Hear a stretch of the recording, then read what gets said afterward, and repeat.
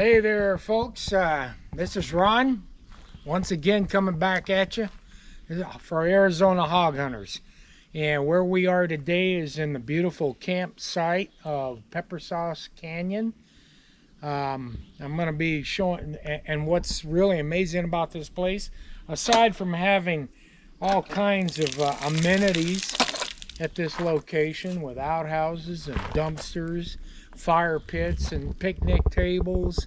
This is a great place for hunting hogs.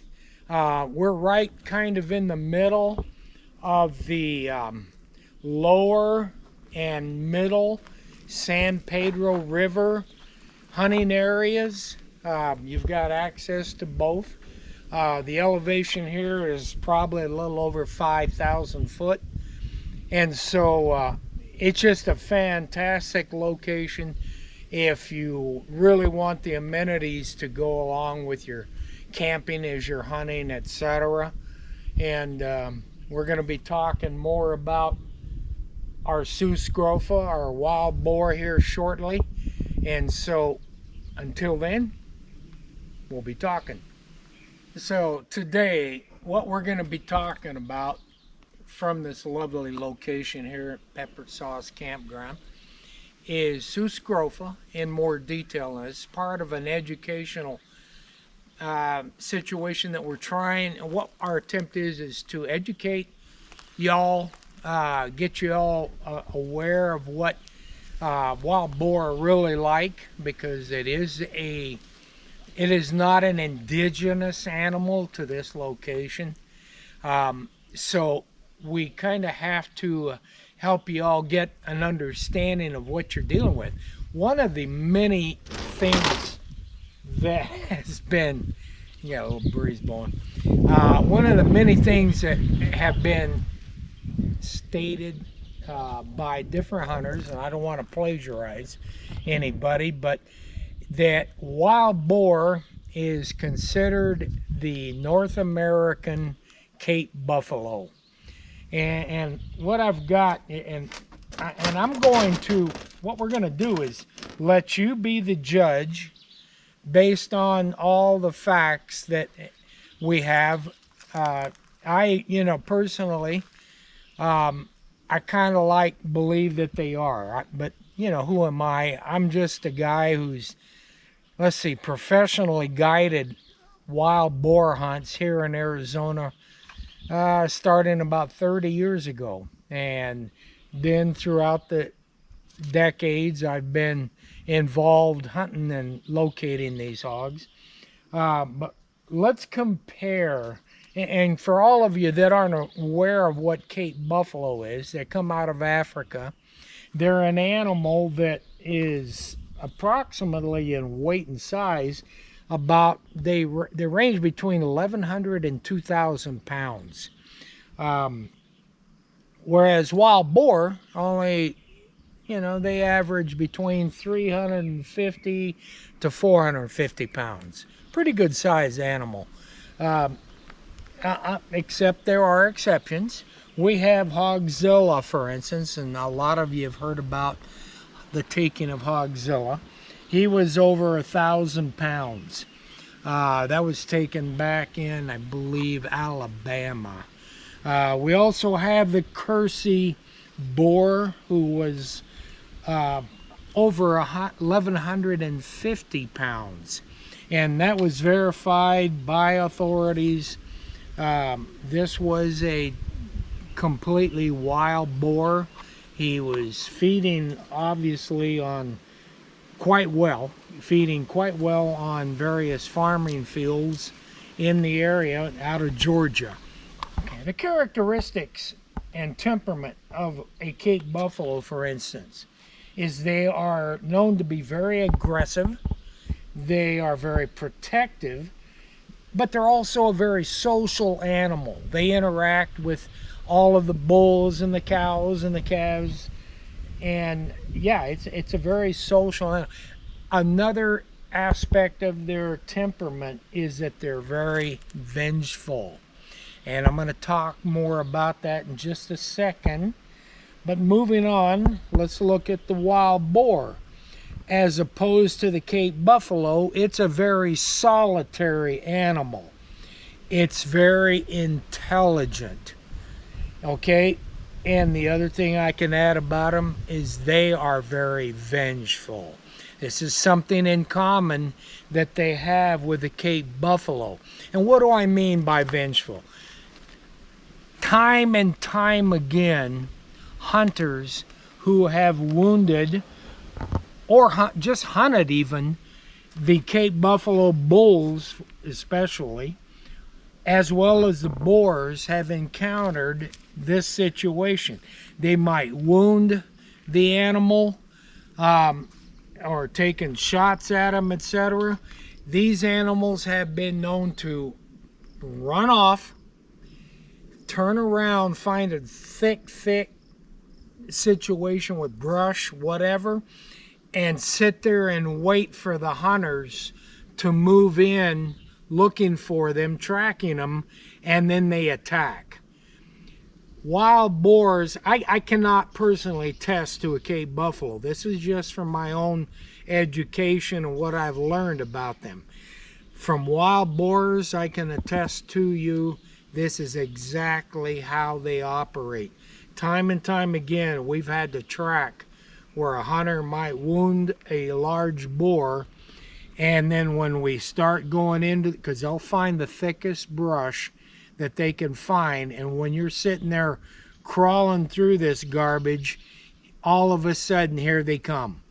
And it's almost an it is an intelligence thing, that for an animal to have that kind of vendetta, to be that vengeful, takes a certain amount of intelligence. That it's like, hey, you did this to me, now I'm about ready to do something to you.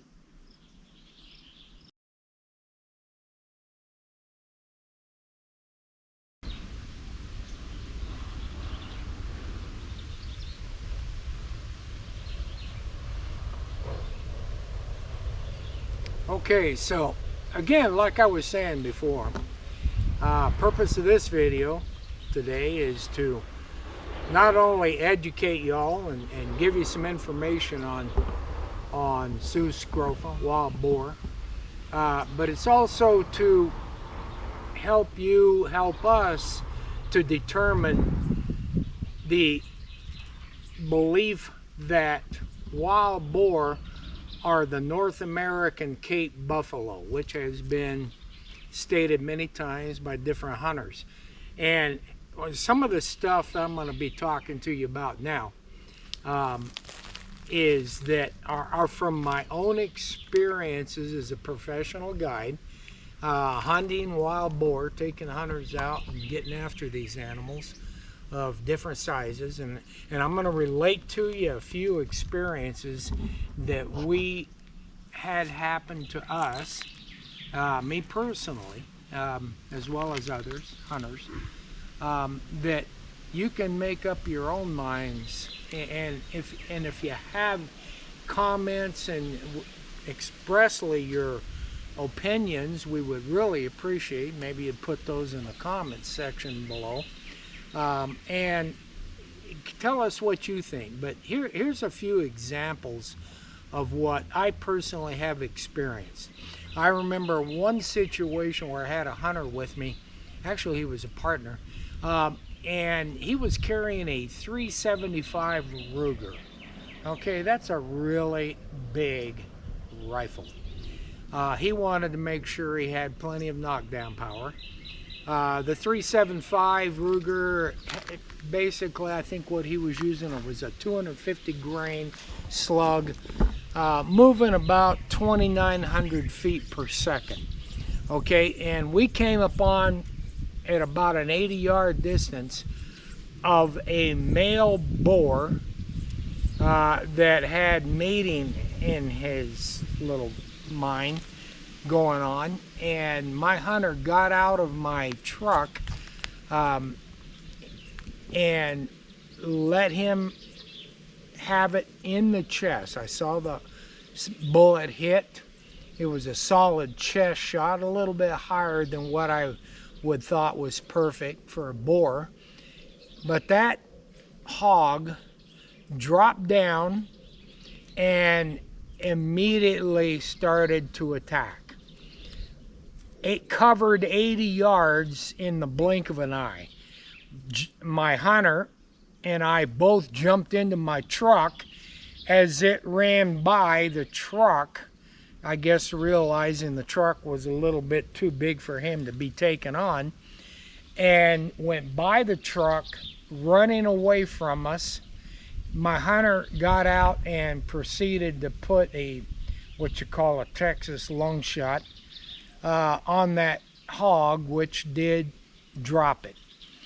And all I can tell you is that bullet with that rifle at that distance would have dropped even a Cape buffalo. Okay, again, I would not have hit it that high in the chest, because we all know, well, we should know that hogs typically, their heart, etc., are all lower. But that was a very interesting situation. On another occasion, guiding a hunter carrying a 7mm Magnum, jumped a boar in the 300-pound range and proceeded to put 4 solid breadbasket rounds into the chest area, breadbasket, whatever. And before that hog finally, after about 5 minutes of tracking it, dropped. And it's like, okay, 7mm Magnum, folks, in case you aren't familiar with that, that's a very powerful cartridge. All right, another occasion I had a hunter treed. He had stuck a young 35-pound piglet, choked, we call them. It started squealing, and he got attacked. The whole herd of pigs came in from every direction and ran him straight up a tree. He had to call me on the radio. I had to come in and intercede with my truck to scoot them all out. And at that point, when we got out and we're sitting there talking to him about what happened, those pigs turned around and came back after us. And all 3 of us went up the same tree. Fortunately, it was a big tree with a lot of big limbs. Okay, that was another situation. On another situation, at guiding at nighttime, I had 2 hunters behind me, and I had a red spotlight. Well, we had located a large boar out about 300 yards, and then off to his left, away from him, a good 200-300 yards away from him, were 3 what we suspected were sows. We decided to move on the sows, and we started creeping in on them, and lo and behold, after we'd gotten in pretty close, I just felt an urge to swing the spotlight around to try and relocate that boar. Fortunately for us, in this situation, my hunter was an experienced hunter, and he was carrying a 270 Winchester short Magnum, and he proceeded to put a slug right between the eyes of that charging boar.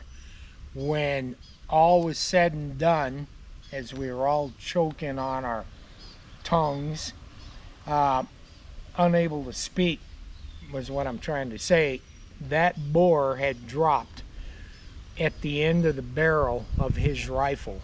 It was that close. That was just another example.